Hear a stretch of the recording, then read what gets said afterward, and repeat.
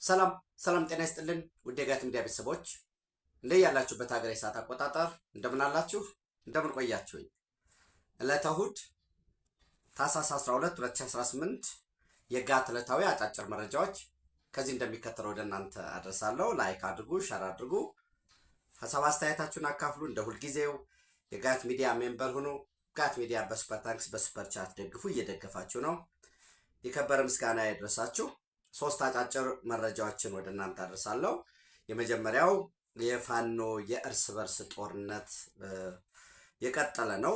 አሁን ግን አድማሱን በጣም አስፍቶ ይሄ ምንድነው መጠኑን አስፍቶ እያደገ ያለበት ሁኔታ አለ። በሱ ዙሪያ መረጃ አካፍላችኋለሁ። በሁለተኛ ደረጃ የግብፅ መንግስት የአቋም ለውጥ ነው ያደረገው ወይንስ ምንድን ነው የሚለው ከዚህ በፊት በነበረው አንዲት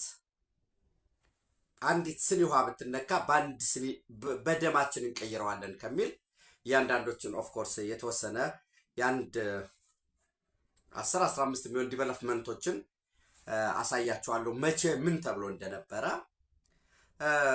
ከዛ ከትናንት በስቲያ በነበረው የግብፅ ፕሬዝደንት አብደል ፈታህ አልሲሲ ኢትዮጵያውያን ወንድሞቻችን ናቸው፣ የልማት ትኩረታችን አፍሪካዊ መሆን መቻል አለበት፣ ግጭቶችን በአፍሪካዊ እሳቤ እንፍታ፣ በጋራ በትብብር እንደግ፣ ግብፅ ከፍተኛ የሆነ ኢንቨስትመንት አፍሪካ ውስጥ አላት፣ እሱን ማሳደግ እንፈልጋለን፣ ከኢትዮጵያ ጋር የሚሆን ከኢትዮጵያ ጎረቤቶች ጋር ግጭትን ማዕከል ያደረገ አካሄድ አንከተልም፣ አሳሪ የሆነ ህግ እንዲኖር ግን እንፈልጋለን በሚል ከወትሮ በተለየ የለዘበ ሁኔታ እናያለን።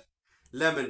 ግብፅ ብቻውን ስላልቆመ ከዚህ ከናይል ፖለቲክስ ከረድሲ ፖለቲክስ የኃይል አስተላለፍ አንጻር ምልከታዬን አጋራችሁና እናንተ ደግሞ የበለጠ በዛ ዙሪያ ሀሳብ አስተያየታችሁን እያካፈላችሁ እንመማርበታለን ማለት ነው።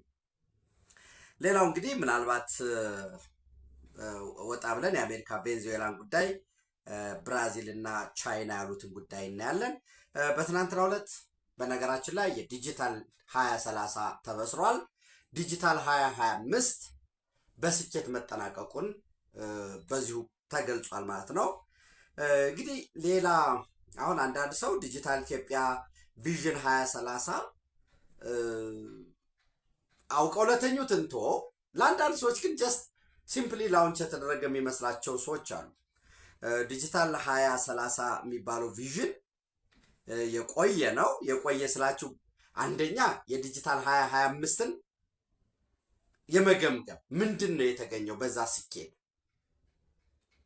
በፖሊሲ በማውጣት ህግ በማውጣት ረገድ በማስተግበር ረገድ ከቴክኖሎጂ ሊገኝ የሚችለው ጥቅም ምን ይመስል ነበር? ቴክኖሎጂ ደግሞ ጥቅም ብቻ ያለው ቴክኖሎጂ ዞት የሚመጣ ጉዳትም ስላለ በዛ ረገድ ምንድን ነው የሚለው አጠቃላይ የተገመገመበት የኢትዮጵያ ባለሙያዎች፣ የውጭ ባለሙያዎች፣ ፖሊሲ አውጪዎች፣ ፕራክቲሽነርስ፣ የምርምር ተቋማት ተመራማሪዎች አስተያየት የሰጡበት ወደ 102 ገጽ የሚሆን በጠቅላይ ሚኒስትሩ ኦፊስ ድረገጽ ላይ ታገኙታላችሁ። ፕሊስ ቸክ አድርጉ። pmo.gov.et ላይ ዲጂታል ኢትዮጵያ ቪዥን 2030 ብላችሁ ብትጽፉ በፒዲኤፍ 102 ገጽ ያለው ታገኛላችሁ ማለት ነው። በዛ ውስጥ ከእያንዳንዷ ምንድን ነው የሚጠበቀው? ለምሳሌ ፎርዋርድ መቅደም የተሰጠው አለ፣ አጭር ማጠቃለያ፣ መግቢያ፣ ቪዥኑ ምንድን ነው፣ ራዕይ፣ በተልእኮ ደረጃ መርሆቹ ምንድናቸው፣ ፕሪንሲፕልስ፣ ዘ ፋውንዴሽንስ ተብሎ የተቀመጠ አለ። ይህንን የዲጂታል ኢትዮጵያ ቪዥን 2030ን ስኬታማ ለማድረግ ምንድን ነው ቤዚክ ፕሪሪኪዚት የሚባሉ ፋውንዴሽኖች በሚል 3 ጉዳዮች ተቀምጠዋል። አንደኛ አክሰስ ቱ ኤሌክትሪሲቲ፣ ኤሌክትሪክ በሙሉ ዲጂታል ጋጀቶች ስልኮች ብንል ኮምፒውተሮቻችን ብንል የዳታ ሴንተሮች ሁሉም የሚሰሩት በኤሌክትሪክ ነው ወይ ኢነርጂ ይፈልጋሉ። ያ ኢነርጂ ከውሃ ነው ወይ የሃይድሮ ኤሌክትሪክ፣ ከንፋስ ነው ወይ የዊንድ ኤሌክትሪክ፣ ብቻ ኃይል ያስፈልጋቸዋል። ይሄ አንደኛ የኃይል አቅርቦትን ኃይል የማመንጨት አቅምን፣ ሁለተኛ ደግሞ የኃይል ተደራሽነትን ፍትሃዊነት በከተሞች ብቻም ሳይሆን በሁሉም የሀገሪቱ አካባቢ የኃይል ተደራሽነትን ማረጋገጥ ፍትሃዊ ማድረግ ይሄ ፋውንዴሽንስ ወይም ቤዚክስ ተብሎ የተቀመጠ ነው። ሁለተኛ ዲጂታል ኢንፍራስትራክቸር የዲጂታል መሰረተ ልማት እዛ ውስጥ ዳታ ሴንተር ይመጣል። በዛ ዲጂታል ኢንፍራስትራክቸር ውስጥ ኢንተርኔት ይመጣል። በዲጂታል ኢንፍራስትራክቸር ውስጥ ኢንፑቱ ነው የሚያገለግሉት ወሳኝ የሆኑ ጋጀቶች፣ የዲጂታል የቴክኖሎጂዎች እነዚህ ያስፈልጋሉ። ሶስተኛ ኢኔብለርስ ወይም ፋውንዴሽንስ ተብሎ የተቀመጡት ሳይበር ሴኩሪቲ ኤንድ ዲጂታል ትረስት ነው። የሳይበር ደህንነት በዛ ሳይበር ደህንነት ውስጥ አስተማማኝነቱ የተጠበቀ የግለሰቦች ዳታ ሀክ የማይደረግበት በትንሿ እንኳ ለምሳሌ ወደ ፋይዳ መታወቂያችንን ፋይዳ የብሔራዊ መታወቂያ ብሔራዊ መታወቂያን ከባንኮች የፋይናንስ ሲስተም ጋር ማስተሳሰር ደን እሱ እየተሰራ ነው። እንግዲህ ታውቃላችሁ በዚህ አንድ ወር ውስጥ ማለቅ አለበት። እያንዳንዱ የባንክ ተጠቃሚ በተለይ በከተሞች ላይ የሚኖረው በአንድ ወር ውስጥ ማድረግ አለበት። እሱ ሲደረግ በዛ ውስጥ ያሉ ጉዳዮች ፕራይቬሲዎች፣ የግል ማንነት መገለጫዎች ኢዝሊ አክሰስ ተደርገው ወይ ሀክ ተደርገው እንዳይወጡ አንድ ማሳያ ነው የምነግራቸው። የምንከላከልበት በፖሊሲ ደረጃ ላይ ጥፋት ሊፈጸም ይችላል። ጥፋት ሲፈጸም ምንድን ነው የምንወስደው እርምጃ?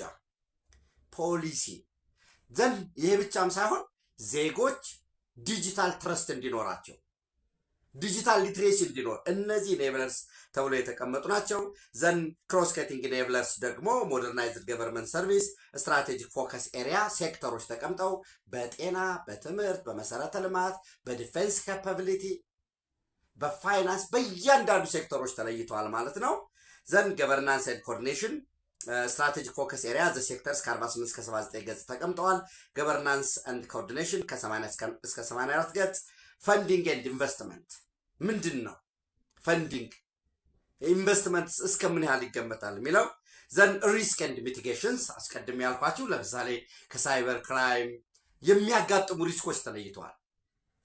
እንዴት ነው ሚቲጌት የሚደረጉት በሚል ሞኒተሪንግ ኤንድ ኢቫሉዌሽን ኮንክሉዥን አስቀድሜ እንዳልኳችሁ የሌሎች ሀገራት ተሞክሮም የተወሰደበት ሁሉም ባለድርሻ አካላት ስቴክሆልደርስ የሚባሉት የተሳተፉበት የባለፈውን 5 ዓመት እንግዲህ በኢንተርኔት ከቨሬጅ ደረጃ በኔትወርክ የ4G አሁን ደግሞ ወደ 5G ማሳደግ ለአርሶ አደሮች አሁን ለምሳሌ ከሲንቄ ባንክ ጋር ኢትዮ ቴሌኮም የሚሰራው ኢን ቢሊየን ገንዘብ ተመድቦ አርሶ አደሮች በብድር ስልክ እንዲያገኙ ከዛስ የገበያውን ሁኔታ እንዲያውቁ እንግዲህ ለምሳሌ አንድ የቡና እርሻ ያለው አርሶ አደር ቅጠሎቹ ላይ የተለየ ነገር ካገኘ ያን ፎቶ አንስቶ ወደ ማዕከል የሚልክበት እነዚህ በሙሉ እየታሰቡ ናቸው። ቴክኖሎጂው በዓለም ላይ እየፈጠነ እየሄደ ስለሆነ በዛ ውስጥ ደግሞ የተቀመጡ ጉዳዮች አስቀድሜ በመሰረተ ልማት በዚህ በፋይዳ፣ በኢኮሜርስ፣ በኢትዮ ቴሌኮም፣ ኢንሳ፣ አርቲፊሻል ኢንቴሊጀንስ በዛ ውስጥ ያሉ የዳታ ሴንተሮች፣ የዲጂታል ፐብሊክ ኢንፍራስትራክቸር የሚባለው ለምሳሌ የመሶብ አገልግሎት እነዚህ በሙሉ እያደጉ የሚሄዱበት እያንዳንዱም ኢትዮጵያዊ በዛ ሂደት እየተሳተፈ ካለም ወደ ኋላ መቅረት እኛ አዲስ አይደለም። የሚያስከፍለውን ዋጋ እናውቃለን። በ1888 በአድዋ ጦርነት ራሱ ከሰለጠነው ስልጡን ከሚባለው ከወራሪው ጣሊያን ያልተናነሰ የትጥቅም የስንቅም ሬዲነስም ነበረ። ከፈረንሳይም ከሌሎችም የጦር መሳሪያ ሰብስበን አግኝተን ነበር። ከሩሲያም ደግሞ በቀይ መስቀል የሚረዱን ደግሞ የሚያክሙን እነዚህን አሰባስበን ነበር። 40 ዓመት ግን ዘገየን። ድላችንን ማስቀጠል አልቻልንም። በ1928 ሲመጡ የምታውቁት ነገር ስለሆነ እዛ ላይ ጊዜ አናባክንም ማለት ነው። እና በዚህ ሂደት የሚያስፈልጉ ከትምህርት ተደራሽነት ከመሰረተ ልማት በዝርዝር ያስቀመጥኩላችሁ የፖሊሲ የሚጠበቁ ውጤቶች ምንድን ናቸው በሚለው ሪሌብል ኤሌክትሪሲቲን የማሳደግ at household level and pilot smart grids, roll out nationwide high-speed broadband, establish a government's sovereign cloud, build AI compute capacity, 24/7 ናሽናል ሳይበር ሴኩሪቲ የሳይበር ደህንነት ማዕከል የመገንባት እንግዲህ በዛ ውስጥ ለምሳሌ አንዱ ከህንድ መንግስት ጋር በባለፈው የነበረው ስምምነት የዳታ ሴንተር በውጭ ጉዳይ ሚኒስትር ደረጃ የውጭ ጉዳይ ሚኒስትርን ዳታ ሴንተር የመገንባት ነው። ያን ዳታ ሴንተር ደግሞ ደህንነቱ ካልተጠበቀ የኢትዮጵያ የውጭ ጉዳይ ፖሊሲዎች ወይም ዳታዎቻችን ሰብሮ ሊገቡ ይችላሉ ማለት ነው። እሱን ሁሉ መከታተል ልክ በውጭ ጉዳይ ሚኒስትር ደረጃ እንዳለው በዩኒቨርሲቲዎች ደረጃ አይ ቲንክ አዲስ አበባ ዩኒቨርሲቲ ቀዳሚ ሊሆን ይችላል የተጀመሩ ጅምሮች አሉ። ዳታ ሴንተር የዳታ ማዕከል የማቋቋም ፕሮቫይድ ኢንተግሬትድ ኢ-ሰርቪስ ቪያ ፖርታልስ አፕስ ኤንድ መሰብ ሴንተርስ የመሰብ አስቀድሜ ያልኳችሁ ሮል አውት ናሽናል ዲጂታል ሊትሬሲ ኮምፒተንስ ፍሬምወርክ ኤንድ ስኬል ደ 5 ሚሊዮን ኮደርስ ኢኒሺቲቭ ይሄ 5 ሚሊዮኑ ከዩናይትድ አረብ ኤሚሬት ጋር በትብብር እየተሰራ ያለው ኢንሹር አካውንታቢሊቲ ቪያ ዲጂታል 2030 አኑዋል ፕሮግረስ ሪፖርት ዲጂታል ትራንስፎርሜሽን ካውንስል ኦቨርሳይት ምክር ቤት አለ በምክትል ጠቅላይ ሚኒስትሩ የሚመራ ማለት ነው። እኚህ ምክትል ጠቅላይ ሚኒስትሩ የዲጂታል ምክር ቤትን የሚመለከታቸው ባለድርሻ አካላት ታስክ የሚሰጣቸው የታስካቸውን ሪፖርት የሚያቀርቡበት የማያሰሩ ፖሊሲዎችን የህግ ክፍተቶችን እየተለየ ደግሞ የሚስተካከልበት እየተሰራ ያለበት ጉዳይ አለ ማለት ነው። ሶ ራሱ ኤሌክትሪሲቲ ዲጂታላይዝ የሚሆንበት ዲጂታላይዝ የሆነው ኤሌክትሪሲቲ ዲጂታላይዜሽን ኤሌክትሪሲቲን ሰፖርት የሚያደርግበት ደግሞ ልቡ ሆኖ እስትንፋስ ሆኖ ደግሞ ኤሌክትሪሲቲ ደግሞ ዲጂታላይዜሽን የሚደግፍበት ተባብሮ በሁሉም በእለት ከእለት ህይወታችን ከዲጂታላይዜሽን ጋር እየተሳሰረ የሚሄድበት የተቀመጠ ይሄ የ2030 አለ። የ2030 ደግሞ 5 ዓመት ማለት ነው በነገራችን ላይ ሶ የዚህ የ2030 ካሁን ከጃንዋሪ 1 ይጀምራል ማለት ነው። ከጃንዋሪ 1 2026 እስከ ጃንዋሪ 1 2031 ድረስ የሚደርስ ነው ማለት ነው። ታስ ይህን ይመስላል። በዛ ሂደት የሚመለከታቸው ይሄ ቢደረግ የሌሎችን ሀገራት ተሞክሮ ማየት ነው። ፕሊዝ ዲጂታል ኢትዮጵያ ቪዥን 2030 pmo.gov.et እሱን ገብታችሁ ፒዲኤፉን ዳውንሎድ አድርጋችሁ 102 ገጹን እንድታነቡት እመክራለሁ ማለት ነው። ዘን እንዳልኳችሁ የመጀመሪያው ርዕስ የፋኖ የእርስ በርስ ጦርነት እያልኳችሁ ነው። እንግዲህ በዚህ ሂደት ደጋግመን የምንለው for the sake of political correctness አይደለም። እንዲያው በቃ ለፖለቲካ መባል ስላለበት የሚባል አይደለም። ህዝቦች ጥያቄ አላቸው። እኔ ፐርሰናል ጥያቄ አለኝ እኮ አንተ ወዳጄ፣ ወንድሜ፣ እህቴ፣ አባቴ ጥያቄ አለን።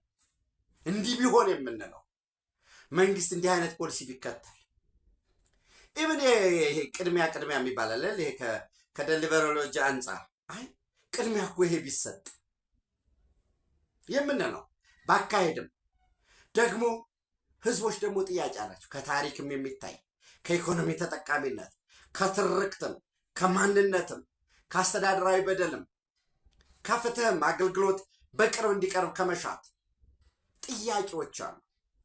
ሰው በዚህ ውስጥ የአማራ ህዝብ ጥያቄ አለ፣ የኦሮሞ ህዝብ ጥያቄ አለ፣ የትግራይ ህዝብ ጥያቄ አለ፣ አፋሩ፣ ሶማሌው፣ ከምባታው፣ ሀዲያው፣ ወላይታው ሁሉም ጥያቄ የሌለው ህዝብ የለም።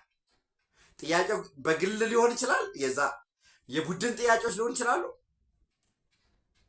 ደግሞ ሄዶ ደግሞ አገር ደግሞ ጥያቄ አለው። ልክ ኢትዮጵያ በቀይ ባህር ላይ ጥያቄ አለ። ተዳፍኖ የኖረ ረስተውታል። በቃ ላንድ ሎክድ መሆናቸውን አምነው ተቀብለዋል ብለው ጠላቶቻችን 24/7 ሲሰሩ የነበሩት ትልቁን እንዳናይ በውስጥ ጉዳያችን ወስደው በውስጥ ጉዳያችን ጥደውን የነበሩት ያንን ተሻግረን ሀገራዊ ጥያቄ ላይ ብሔራዊ ጥያቄ ላይ አለ። የብሔራዊ ጥያቄ መመለስ፣ ሀገራዊ ጥያቄ መመለስ የቡድንን ጥያቄ ይመልሳል፣ አልፎ ደግሞ የግል ጥያቄን ይመልሳል። ቫይስ ቨርሳ የኔ ጥያቄ ሲፈታ እንደ ግል ከዛ ደግሞ ብዙዎች ኢትዮጵያ ውስጥ እንደምታውቁት እኔ ለራሴ ስልጣን ልፈልግ ይችል ይሆናል። እኔ ፐርሰናሊ ሰው እኔ ስልጣን ስፈልግ እኔ እፈልጋለሁ የሚለው ይቀርና ምንድነው የምናደርገው? ይሄ ህዝብ ተበድሏል፣ በቋንቋ ተረግጠሃል ምናምን ብለን የቀደሙ የህዝብ ጥያቄዎች አሉ። እነሱን ከፍ አድርገን ያጭምብል ይሆናል። በዛ ውስጥ ደግሞ የኔ ጥያቄ ይመጣል። በሃይማኖት ጥያቄ በጣም አጎላለሁ። ከጀርባው ግን የራሴን ጥቅም ሳሳደድ እገኛለሁ። የኢትዮጵያን ሰንደቅ ዓላማ አብዝቻ አወዛውዛለሁ። የኢትዮጵያ ጥያቄዎች ናቸው እሱን እላለሁ። በዛ በጀርባ ደግሞ የራሴን ጥቅም አሳድዳለሁ። ሰው በዚህ ሂደት የአማራ ህዝብ ሲያነሳቸው የነበሩ ከትናንት የተሻገሩ ጥያቄዎች አሉ። ዛሬ ደግሞ ህዝቡ ደግሞ እንደገና የሚያነሳቸው ጥያቄዎች አሉ። ለምሳሌ ሰላም ስጡን፣ አንድ የሆነ አሁን ጥያቄው ሰላም እናገኝ፣ ልጆቻችን ወደ ትምህርት ቤት ይሄዱ። በወረዳ ደረጃ ሰምታችኋል። ህዝባዊ ኮንፈረንስ፣ ህዝባዊ ውይይት ላይ ሲካሄድ ትናንት አምቡላንስ 3 ነው 4 ነው የኛ ወረዳ ነበር ጥያቄው። አሁን ሙሉ ለሙሉ አምቡላንስ የለም። ትናንት ሆስፒታል ይገንባልን፣ ጤና ኬላዎች ብቁ አይደሉም ነበር። አሁን ጤና ኬላዎችም ወድመዋል። ካሉም የጽንፈኛው ቡድን ምሽጎች ናቸው። ትምህርት ቤቶች ቄራዎች ሆነዋል። ትምህርት ከነጻነት በኋላ እየተባለ የአማራን ህዝብ ማህበራዊ እረፍት እንነሳለን ብለው ማንፌስቶ ጽፈው የተነሱ ኃይሎች በራሳቸው ልጆች በኩል መጠቀሚያ አድርገው ህዝቡን ለእንግልት ለስደት እየዳረጉት ነው። 20 ዓመት 30 ዓመት ተነግዶ የተፈጠረች ካፒታል ወረት። በነገራችን ላይ እኔ ኤክስ የሚባል ወረዳ ውስጥ ለምሳሌ እኔ የቋሪት ወረዳ ነጋዴ በሆን 20 ዓመት 30 ዓመት ነግጄ ለምሳሌ ካፒታሌ 500 ሺህ ወይ 1 ሚሊዮን ቢሆን የተሻለ ሸቀጥ ማምጣት እችላለሁ ማለት ነው ለዚያ ወረዳ። ያ ሀብት ደግሞ እንግዲህ መቸስ ወደ ካፒታሊዝም ዝርዝር ውስጥ አንሄድም፣ በሰርፕለስ ቫልዩ የመጣ ነው።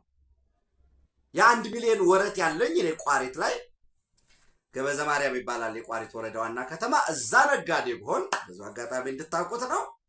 እዛ ነጋዴ ብሆን 1 ሚሊዮን ወረት ሲኖር ጨው ነግጄ ቆርቆሮ፣ ሳሙና፣ ዋቴበር እነሱን ቡና፣ ሸቀጣ ሸቀጥ ሽጬ ያተረፍኳት ገንዘብ ዞሮ ዞሮ ከዚህ ህዝብ የተሰበሰበች ቫልዩ ነች። ያቺ ቫልዩ ምን ትሆናለች? ህንፃ ብገነባባት ተጨማሪ የስራ እድል ፈጥርባታለሁ ማለት ነው። ከህዝቡ ለህዝብ ስለሆነ ያው እኔ የምጨምርበት ኢንተርፕረናል ኮምፒተንሲ እንደተጠበቀ ሆኖ እሷ 1 ሚሊዮን ያቺ ገንዘቤ ወይ በግፍ ተነጥቄ ሊሆን ይችላል፣ ወይ እሷን ለማትረፍ እሷን ገንዘብ ይዤ ወደ ፍኖተ ሰላም ሄጄ ሊሆን ይችላል። የለም ወደ ሌላ ቦታም ሄጄ ሊሆን ይችላል። በቀጣይ ያንን ለህዝቡ ይቀርብ የነበረን ሸቀጥ ለማቅረብ በህዝቡ 20-30 ዓመት ያፈራት ያችን ካፒታል መልሶ ተክቶ ያችን ከተማ ለማሳደግ ያን ወረዳ አገልግሎት ለመስጠት ሌላ ችግር ይፈጥራል ማለት ነው። አሁን አገልግሎቶች የተዘጉበት ወጥቶ መግባት ስጋት የሆነበት የውስጥ በመንግስት በፓርቲ ውስጥ የተሰገሰጉ ጥገኞች ከጽንፈኞች ጋር ተቀናጅተው ገንዘብ አላቸው የሚባሉትን ወይ የተለየ ሐሳብ አላቸው የሚባሉትን ወይንም የቆየ ቂምና ቁርሾ ያለባቸውን የሚያሳድዱበት የሚገድሉበት ጭካኔ በተሞላበት የማህበራዊ ትስስር ማህበራዊ ባህላችንን በሚያፈርስ ሁኔታ ግፍ የሚፈጸምበት ነው። ሄዶ ገና ከጥንስሱ ቢያንስ እኔ ፕራውድሊ መናገር ይችላል። ከጥንስሱ ይሄ ኃይል የጥገኞች መጠቀሚያ ካልሆነ በቀር የአማራን ህዝብ ጥያቄ ሊያነበንበው ይችላል። ግን ራሱ የአማራን ህዝብ አያውቀውም። ፍላጎቱን የአማራን ህዝብ የጥያቄዎችን ስራ መሰረት ጀነሲሱን በደንብ እየተረዳው አይደለም። ውጤት አያመጣም ስንል ያመጣል ብለው ተስፋ ያደረጉ ሆሪዞንታል ኢንስቲትዩሽኖች በተለይ ድሮች፣ ዕቁብ፣ የሃይማኖት ተቋማት በዛ ውስጥ የተሰገሰጉ ሰዎች ያበረታቱበት ህዝባችን አንገቱን እንዲደፋ ያደረጉበት ሁኔታ ነበር። ለምሳሌ አንዱ የአማራ ህዝብ ጥያቄ የማንነት ጥያቄ ነው። ከወልቃይት ጠገዴ ሰቲት ሁመራ ጋር የሚያያዝ ነገር ግን ይሄ ቡድን በተለይ የአማራ ፋኖ ብሔራዊ ኃይል የሚባለው ቡድን በጎጃም ያለው በነዘመነ የሚመራው የአማራ ፋኖ ብሔራዊ ኃይል ጎጃም ወይም ቴዎድሮስ ዕዝ የሚባለው በወሎ ምኒልክ ዕዝ የሚባለው እነ ምሬ ወዳጆ የሚመሩት እነ ሄኖክ አዲስ የሚመሩት በጎንደር እነ ሀብቴ ራሱን ሻለቃ ብሎ የሚጠራው ይሄ ኃይል ሱዳን ሸረሪና ላይ አለፍ ብለውም ኤርትራ አሬና ላይ ሄደው የፈረሙት ስምምነት ወልቃይት ጠገዴን ለህዋት አሳልፈን እንሰጣለን። ይህን ጥያቄ በላይ በአመራሩ ደረጃ ይዘውታል። መግባባትም ስላላቸው የአማራን ህዝብ የማንነት የርስት ጥያቄ በሙሉ እንፈታለን፣ ማዕከላዊ መንግስቱ ይህንን ሊያደርግ ነው ይላሉ። በውስጥ ግን ከህዋት ትጥቅ ስንቅ ክፍያው ይከፈላል። በመረጃ በማስረጃ የተጠናከረ ራሳቸውም የማይክዱት አለፍ ብለው እንዲያውም አሁን ምን እያሉ ነው? ኢቭን ከሰይጣን ጋርም ቢሆን አብረን እንሰራለን እስከ ማለት። ይሄ ዘላቂ ወዳጅ የሚባል የለም፣ ዘላቂ ጠላት የሚባል የለም። ህወሓት ለምሳሌ አምርሮ ሲከሰው ከነበረ ከሻቢያ ጋር እየሰራ ነው። እኛ ሲሆን ፖለቲካ አይደል፣ መደራደር እንችላለን፣ መነጋገር እንችላለን። አሁን በጋራ ጠላታችን 4 ኪሎ ያለው መንግስት ነው። ከዛ መነጋገር ከቻልክ ለምን ከ4 ኪሎ ጋር አትነጋገረም? ኖ ይሄ ቅቡልነት የለው። ለምን? ፈጣሪዎቻቸው ህወሓቶችና ሻቢያ ናቸው። ህወሓትና ሻቢያን ደግሞ በጋራ ልጓም አስገብቶ ግብፅ ይመራዋል። ግብፅ እየሸሸ ነው። ቀጣዩ ምዕራፍ እሱን ነው የምናየው። ለምሳሌ ትናንት ሞጣ አካባቢ ሞጣን ይዞ ወደዚህ አበያ አራጢ የሚባል አካባቢ ላይ በአንደኛው ኃይል ዝናቡ ልንገረው አያዝዘንም። አሁን ከአውራጃዊነት ጎጃም፣ ጎንደር፣ ሸዋ፣ ወሎ የሚለው ሄዶ አሁን ደግሞ ምዕራብ ጎጃም፣ ምስራቅ ጎጃም፣ ከምስራቅ ጎጃም ምዕራብ ጎጃም ደግሞ ቢቡኝ፣ ስናን እያለ እየተከፋፈለ ነው ወደ ወረዳ። ዝናቡ አይመራንም ያሉ የተገነጠለ አንደኛው ክንፍ የታዘበው ስዬ የሚባል እርሰ መምሬ ነበር ይመስለኛል። የታዘበው ስዬ በደንብ ቬሪፋይ እናደርጋለን። ቀደም ብሎ ከነዘመነም እነዚህ እነዝናቡ ምናምን ፋኖነን ሳይሉ በአካባቢው ያሉ ጥገኛ ባለሀብቶች ገፍተው እንዲሸፍት ያደረጉት ወጣቶችን ይዞ አደራጅቶ እሱ ዝናቡ አይመራንም፣ አሁን ባለው ሁኔታ እንዲያውም አካባቢያችንን እያወደምን ነው፣ የጥቅም ተካፋይም እየሆን አይደለም፣ እኛ እየቀረጥን እየሞትን ገንዘብ እየተሰበሰበ በማዕከል እየተወሰደ ነው፣ እኛ አካባቢ ያለው ታጣቂ የሚበላውም ቸግሮታል፣ ቅማል እየተጫወተበት ነው። ያው ጀስ በኮት የራሱ ንግግር ስለሆነ ነው። ይህንን ብለው በዝናቡ ልንገረው አንታዘዝም ያለው ኃይል ታዘበው ስዬ እየመራው ጦርነት አድርገው በሁለቱም በኩል ወጣቶች ሞተዋል። በሁለቱም በኩል ዘንድ ታዘበው ስዬ ሲጠቀመው የነበረውን ከመንግስት የተወሰደ የተዘረፈ መኪናን የነዝናቡ ኃይል ወስዷል። በተመሳሳይ ታዘበው ደግሞ ውጊያ አድርጎ እጅግ ቁጥሩ ከፍ ያለ የነፍስ ወከፍ የጦር መሳሪያ በተለይ ክላሽንኮቭ ይሄ አልሚን ሚኒሽር ምናምን የሚባለውንና የቡድን መሳሪያ 2 ድሽቃ ወስዷል። እንግዲህ ይህንን ለማግኘት የተከፈለው መስዋዕትነት ማየት ነው። ያንድ ቤተሰብ ወንድማማቾች ናቸው እንደዚህ የሚሆኑት። ይሄ 54ኛ ክፍለ ጦር ለሚባለው ነው ትእዛዝ የሰጠው። ዘመነ ካሴ ሸረሪና ነው ሱዳን ድንበር ወደ በረከትም ተሻግራችሁ ሁመራ ባሻገር ነው ያለው። የለም እዚህ ነው ያለው ምናምን ሊል ይችላል። የቆየ ፎቶ ሊለጠፍ ይችላል። እውነታው እሱ ነው ያለው። ሀብቴ ይዛ ነው ያለው። ሀብቴ ወልዴ ከወሎ የተላኩ ወኪሎች አሉ። በነገራችን ላይ ሸዋ ላይ ያለው የአማራ ፋኖ ብሔራዊ ኃይል አሳምነው እዝ የሚባለው ከሌለ ቁጠሩት። ኦልሬዲ በነመከታውም ተመቷል። በራሱም ደግሞ ተፈረካክሶ ለሰላም እጅ ሰጥቷል። የነ እስክንድር እና በእስክንድር ውስጥ ያለው ቡድን እሱም ከሰም አካባቢ ይንቀሳቀሳሉ። እነሱ ጋር ደግሞ እጅግ ከፍተኛ የሆነ ቁርቁስ ውስጥ ነው ያሉት። የተሰበሰበ ገንዘብ ከ1 ሚሊዮን ዶላር በላይ ተበልተናል። ገንዘቡን ተሰብስበው ፈንድ ሊያደርጉን አልቻሉም። ስንጠይቃቸው ደግሞ ወደኛ ትራንስፈር አላደረጉልንም። ወደኛ ትራንስፈር አለማድረግ ብቻም ሳይሆን በውስጣችን ገብተው ልዩነት ምንድነው ከፍተውብናል። እኔም ከአማራ ፋኖ ህዝባዊ ድርጅት አሁን ተደራድሯል። ከስሟል አፋህድ የሚባል ቀሪ ግን ተቆርጦ ይቀራል። እንደ ድርጅት ግን ሌስቲሜሲው አሁን የለም። አሁን አፋህድ የለም ሲባል በሌስቲሜሲ አይ አለን እኛ እኮ ነን ብለው መከታው ማሞ ወይ እስክንድር እነዚህ አለን ሊሉ ይችላሉ። ግን አማራ ፋኖ ህዝባዊ ድርጅት የሚባለው በስምምነት ተስማምቶ ገብቷል። ኢጋድ ይህን ያውቃል። አፍሪካ ህብረት ያውቃል። ሲሲ ደግሞ ይደረጋል። ፖርተር ላይ ይገባል። ይሄ ከስሟል። አሁን አፋር ነኝ ብሎ መናገር አይቻልም፣ መቀጠል አይቻልም። ከዛ ኤግዚት እንዴት ያደርጋሉ? ያው የእነሱ የቤት ስራ ሆኖ እርስ በርስ ተከፋፍለዋል። እዛው ባል ያው የቁም እስረኛ ነው እስክንድር። እንግዲህ የቁም እስረኛ ነው ስላችሁ ነገ ወጦ እንዲናገር አያደርጉትም ወይ አይናገርም ማለት አይደለም። በነፃነት የመንቀሳቀስ አቅምን 1 ሚሊዮን ተበልቻለሁ፣ እንዲየከፋፈሉኝ ነው፣ እኔ ድርጅት እፈልጋለሁኝ፣ ከአፋሕድ ሊያሰናብቱኝ ይፈልጋሉ፣ ትግሉን ትቼ እኔ ወደ የትም መሄድ አልፈልግም እያለ ነው እስክንድር። በዚህ ሂደት አይመራንም አንታዘዝም እያለ ነው ያለው። እና እንግዲህ እነዘመነ ሙሉ ለሙሉ የሻዕቢያ ተለላኪ ሆነዋል።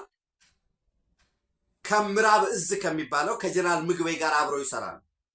እንደ መገናኛ ሆነው እንደ ድልድይ ሆነው የሻዕቢያ ጀነራሎችና ወታደራዊ ደህንነቶች ያገናኟቸዋል። በዋናነት ግን እነዘመነ በሻዕቢያ ነው የሚሰሩት።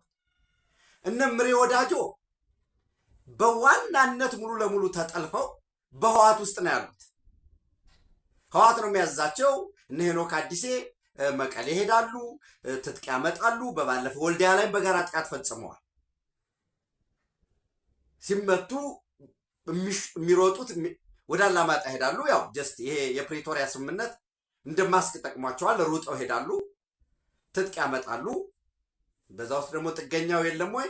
በዛ ውስጥ ደግሞ ህዝቡ ስቲል በደንብ መዋቅሩ በደንብ ፋንክሽናል ሆኖ ሰርቶ መለየት የፖለቲካ መስራት ጉሬላ ዋርፌር 95% ህዝቡን ማንቃት ህዝቡን ከጎን ማሰለፍ ስለሆነ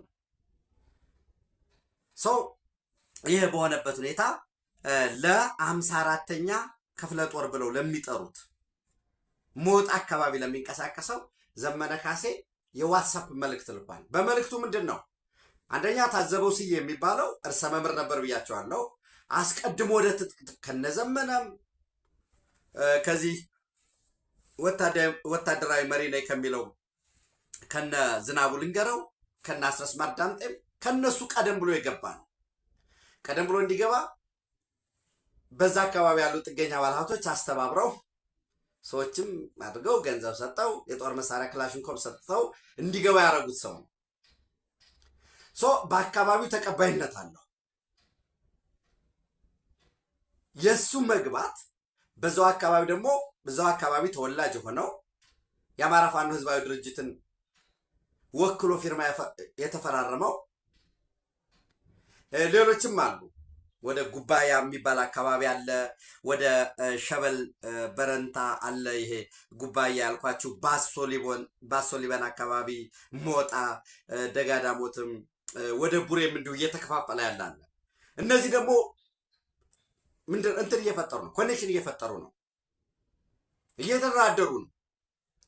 ድርድራቸው በተናጠል በየአካባቢያችን ከምንሆን እንደ አማራ ፋኖ ብሔራዊ ኃላፊ ባህል ንግባ ወይንስ በዛ ውስጥ እንካታለን የሚል ከሌ ብዬ መናገር መረጃው አለኝ። ቱዛት ኤክስተንት ያን ያህል እናንተም ደግሞ ከጊዜ ውስጥ ቀድመን ለምን እናገራለን የሚለው ነው። ይሄ ታዘበው ስዬ እንዳይገባ ከተቻለ ማርኩት፣ በቁጥጥር ውስጥ ይዋል። ያው ምን ይሁን ነው ሌላ ጉዳይ። አለያ ግን ከፍተኛ ኃይል ጨምራችሁ በተገኘበት እርምጃ ይወሰድ ይዘን በጣም ከፍ ያለ ኃይል ሲመጣ ወደ አራጢ የሚባል አካባቢ አለ። ከዚህ ወደ አበያ የሚባል አካባቢውን ለማታውቁት ብዬ ነው። እዛ አካባቢ ተወላጆች ያውቁታል። ወደዛ ሄዷል። የአካባቢው ተወላጅም ስለሆነ ህዝቡ ደግሞ ለሁለት ተከፍሏል። ኤኒዌይስ የአንድ አካባቢ ልጆች የአንድ ቤተሰብ ልጆች የአማራ ህዝብ ጥያቄ ባልሆነ መነሻና መድረሻው ጥቂት መሰሪዎችን የሚጠቅም የአማራን ህዝብ ግን አንገት የሚያስደፋ መጨረሻ ግቡ ኢትዮጵያን ማፈራረስ፣ አማራን አንገት ማስደፋት፣ ያለ ወኪል ማስቀረጥ፣ መዝረፍ፣ መስለብ፣ በስነ ልቦና ደረጃ እንዲሁም በንብረቱን ማራቆት የሆነ አነሰኝ እኩል የመልማት እድል ሊኖርብኛል ብሎ ለምን ይሄ ብቻ ሲል የነበረውን እሱን የማሳጣት የቀን በርበሬውን የማረድ ያልተፈጸመ ነገር የለም። ምናልባት ስላልተነገረ ወይ መነገር ስለሌለበት ብቻ ካልሆነ በቀር ሰው በዚህ ምክንያት እርስ በርስ እየተበላላ ነው ያለው። እኔ የሚመለከታቸው ወገኖቻችን በተለይ ውጭ ላይ ቁጭ ብለው ግፋ በለው የሚሉ ወላፈኑ የማይነካቸው የእነሱ ልጆችን አንድ ቀን አይደለም አንድ ሰዓት አይደለም አንድ ሰከንድ ልጆቻቸው ከትምህርት ቤት እንዳያረፍዱ በሌሊት ተነስተው ልጆቻቸውን አድርሰው ስራቸውንም ለሰከንድ የማያቋርጡ ባለቻቸው የትርፍ ጊዜ ደግሞ አሁን ጦርነቱ ማዋጅ ስለሆነ የጦርነቱ ቢዝነስ እንዲቀጥላቸው ለሚፈልጉት ተው አይጠቅምም ማለት ያስፈልጋል። የስልጣን ጥቅም የስልጣን ፍላጎት እንደሆነ መቸስ ከራሱ ከህዋት የምታዩት ነው። ለምሳሌ ህዋት እነ ጌታቸው ረዳ አሁን የጠቅላይ ሚኒስትሩ የምስራቅ አፍሪካ ጉዳዮች አማካሪ እነ ፕሮፌሰር ክንድያ ገብረሕይወት እነ ጣመ አሪዶም ሌሎች የትግራይ ልጆች ሲሾሙ ማዕከላዊ መንግስቱ እዚህ ፌዴራል መንግስት ላይ ሲሾማቸው ባንዳዎች፣ ተላላኪዎች፣ ሰርጎ ገቦች፣ ጥገኞችና የትግራይን ህዝብ ብሔራዊ ክደት የፈጸሙ በማለት ይከሳል። ወይራስ የህዋት የሆኑ ሰዎች ለምሳሌ አቶ ሲሳይ ግርማይን ውሰዱ። የማዕከላዊ ትግራይ ዞን ዋና አስተዳዳሪ ነው እና የማዕከላዊ ትግራይ ዞን ዋና አስተዳዳሪ ነው። የህዋት ማዕከላዊ ኮሚቴ አባል ነው። እሱ የአክሱም ዩኒቨርሲቲ ስራ አመራር ቦርድ ሆኖ በፕሮፌሰር ብርሃኑ ነጋ ሲሾም ኃላፊነት ሲሰጠው እንኳን ደስ አለ ውጤታማ ዘመን እንመኝልሃለን ያው የሚፈልጉት ስልጣን ነው። በተመሳሳይ ዶክተር ረዳይ በርሃ የመቀሌ ከተማ ከንቲባ የሆነ ሰው ነው። እሱም የመቀሌ ዩኒቨርሲቲ ስራ አመራር ቦርድ አባል ሲሆን እንኳን ደስ አለ ሹመቱን የሰጠው ማን ነው? ፌዴራል መንግስት ፕሮፌሰር ብርሃኑ ነጋ እንኳን ደስ አለ። ፕሮፌሰር ክንድያ ሲሆንስ ይሄው ክደት የፈጸመ አቶ ጌታቸው ሲሆን ክደት የፈጸመ ሰው ስልጣን ነው የሚፈልጉ። ስልጣንን እንደርስ ህዝቡ እንደ ጭሰኛ እንደ ባሪያ መሬቱን ደግሞ የነሱ መጠቀሚያ አድርገው ነው የሚያስቡ። የዛ ተቀጥላ የሆኑ አማርኛ የሚናገሩ አብሮ ተወልዶ ያደጉ አእምሯቸው ግን የተሰለበ የባዕዳን ተለላኪ ባንዳ የሆኑ ጥገኛ የሆኑት በእነዚህ እየተመራ ህዝባችን ወጣቶች በተለይ እርስ በርስ መተላለቅ የለባቸውም። እናት ሀዘን ሊገባት አይገባም። ነገ ተተኪ የሚሆኑ ማለቅ የለባቸው። ደግሞ ማህበራዊ ቀውስ ደግሞ ገና ቀጣይ ነው። ከሌኔ የገደለው ሰው ቤተሰባዊ ቁርሾ፣ አካባቢያዊ ቁርሾ ይሄ እያደገ ወደ ችግር እንዳይገባ የተለየ ትኩረት ሊሰጠ ይገባል። ምናልባት የጎንደር የበላይዝ የሚባሉት ገሚሱ በድርድር ላይ ነው ያለው። የተወሰነው እነ ሀብቴ ወልድ የሚመሩት ደግሞ ከሻዕቢያ ጋርም ከህወሓት ጋርም አብሮ እየሰራ ነው። ሌሎች ደግሞ የለም እያሉ የተደራደሩ ነው። ብዙ ዘመቻ እየተከፈተባቸው ስለሆነ እስቲ እሱንም እናያለን። የወሎ አስቀድሜ የነገርኳቸው ነው። ሸዋሳም ነው የሚባለው ያን ያህል አስቀድሞ እነ ራሱን ምንድነው እነ ብሩክ ስለሽ እና ኢንጂነር ብሩክ ስለሽ ነበሩ። አሁን እነሱም ራሳቸው የተሽሎከሎኩ ነው ያሉት። ይህን ይመስላል። ሌላው ምናልባት አስቀድሜ እንዳልኳችሁ በአሜሪካ ሁለተኛውን የነዳጅ ታንከር መርከብ በቁጥጥር ውስጥ አውለዋል።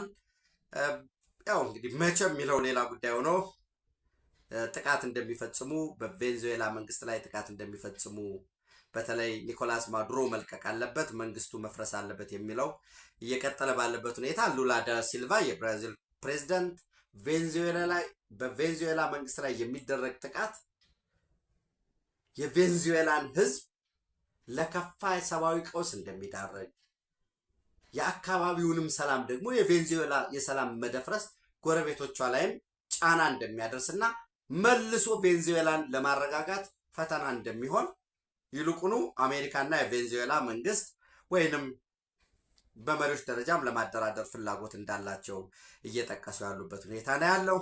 በተመሳሳይ ከፍተኛ በተለይ ቬንዙዌላ ላይ በማዕድን ሀብት ላይ ከፍተኛ ኢንቨስትመንት ያላት ቻይና የአሜሪካ ተናጠል አካሄድ ጥቃት እፈጽማለሁ የሚል አካሄድ ተቀባይነት የለውም የሚል ተከታታይነት ያለው መግለጫ እየወጣ ነው። ይሄ መግለጫው ሪሊ የት ድረስ ያደርሳል የሚለው ሌላ ጉዳይ ነው። በነገራችን ላይ አንድ ከኢራንም ከሩሲያም ከቻይናም ድጋፍ ለማግኘት ጥረት አድርገዋል። እኔ እስካሁን ባለኝ መረጃ መሰረት ያን ያህል ኒኮላስ ማዱሮ በጠበቀው ያህል ድጋፍ አግኝቷል የሚል እምነት የለኝም። እንዲያው በዚህ የቤላሩስ ፕሬዚደንት አሌክሳንደር ሉካሽንኮ ኒኮላስ ማዱሮ ቢመጣ ለመቀበልና ለማኖር ዝግጁ ነን የሚል እሱ ከሰጠው ባሻገር ያን ያህል እነዚህ በአነስተኛ የሚባሉ የጦር መሳሪያዎችን አውጥቶ ለህዝቡ የማከፋፈል እነዚህ ነገሮች አሉ። እሱ ደግሞ ተከፋፍሎ መንግስት አውጥቶ ያከፋፈለው የጦር መሳሪያ በኋላ ላይ ለአካባቢው ለራሱ ለቬንዙዌላ ለካራካስ መንግስት ችግር ሆኖ ደግሞ ጎረቤት ላይ ሄዶ የሚፈጥረው ጫና ይኖራል። ማደራደር እንችላለን። አሜሪካዎች ደግሞ ግልጽ አድርገዋል። ኦይል ነው፣ ማዕድን ነው። በቃ ቻይናን አስወጡ፣ እኛ ጋር ነው፣ እኛ ኢንቨስት እናድርግ ነው። የናሽናል ኢንተረስት ጉዳይ አድርገው ያነሱበት ሁኔታ ነው ያለው። በነገራችን ላይ በተመሳሳይ ካውንስል ኦን ፎሪን ሪሌሽን ሲኤፍአር የሚባል ሉክ ባክ አት 2025 the year in foreign policy በሚል ኮንፍሊክት ዋች ኢን 2026 በ2026 ሊያጋጥሙ የሚችሉ ግጭቶች በሚል በየሀገራት በአህጉር ከአህጉር ደግሞ በሀገራት መካከል ያለውን እሱን አስቀምጠዋል። በዚህ ረገድ በኢትዮጵያና በኤርትራ መካከል ግጭት ሊኖር ይችላል፣ ግን ግጭት የመኖር እድሉ አናሳ ነው በሚል የተቀመጣለ። ኢትዮጵያ የሲ አክሰስ ሬድ ሲ አክሰስ ትፈልጋለች። ነገር ግን የኢትዮጵያ የሬድ ሲ አክሰስ ደግሞ በሰላማዊ መንገድ ለማሳካት የመንግስት ቁርጠኝነት አለ። በዚህ ደረጃ ግጭት የመፈጠር እድሉ አናሳ ነው ሲል አስቀምጧል። አስቀድም ያልኳችሁ ግብጽ የአቋም ለውጥ አመጣች ወይ የሚለውን ስናይ በዚህ ረገድ ለምሳሌ አንድ ካፕ ውሃ ቢነካብን የምንወስደው እርምጃ ከባድ ነው ሲሉ ነበር፣ የምታስታውሱት ነው። ከዛ ተነስተው ለምሳሌ 30 ማርች 2021 ላይ ሮይተርስ ይዞት የወጣው ምንድን ነበር የሚለው? ዋን ድሮፕ ፕላስ ኢንስታቢሊቲ ዋርኒንግ የሚል ነበረ። ኖ ዋን ካን ቴክ ኤ ድሮፕ ኦፍ ኢጅፕትስ ዋተር፣ ማንም ሰው የግብፅን የውሃ ጠብታ መውሰድ መንካት አይችልም የሚል ነበር። ኤንድ ኢፍ ኢት ሃፕንስ ዜር ዊል ቢ ኢንኮንሲቪያብል ኢንስታቢሊቲ ኢን ዘ ሪጅን የሚል ነበር። በኋላስ ካም ክሎዘር ፕላስ ካፓቢሊቲ ዋርኒንግ ኖት ሰብትላቶን አልሲሲ ምን አለ? ሁኤቨር ዋንትስ ቱ ቴስት አስ ሂ ኢዝ ዌልካም ቱ ካም ክሎዘር።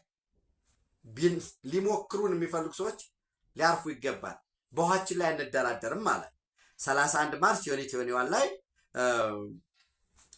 ኢጅፕት ኢንዲፔንደንት ይዞት የወጣ ነው። አለፍ አርጌ ልንገራችሁ። ለምሳሌ 07 አፕሪል 2021 ላይ ዶንት ሪች አ ፖይንት ዌር ዩ ተች አ ድሮፕ ኦፍ ኢጅፕትስ ዋተር ቢኮዝ ኦል ኦፕሽንስ አር ኦፕን የሚል ሮይተርስ ይዞት የወጣ ነው። 07 አፕሪል 2021 ላይ እንደገና 15 ጁላይ 2021 ላይ ሃርሚንግ ኢጅፕትስ ናሽናል ሴኩሪቲ ኢዝ ኤ ሪል ላይን ዛት ካን ኖት ቢ ክሮስድ የሚል ዘ ናሽናል የዩኤዩ ጋዜጣ ይዞት የወጣ ነው።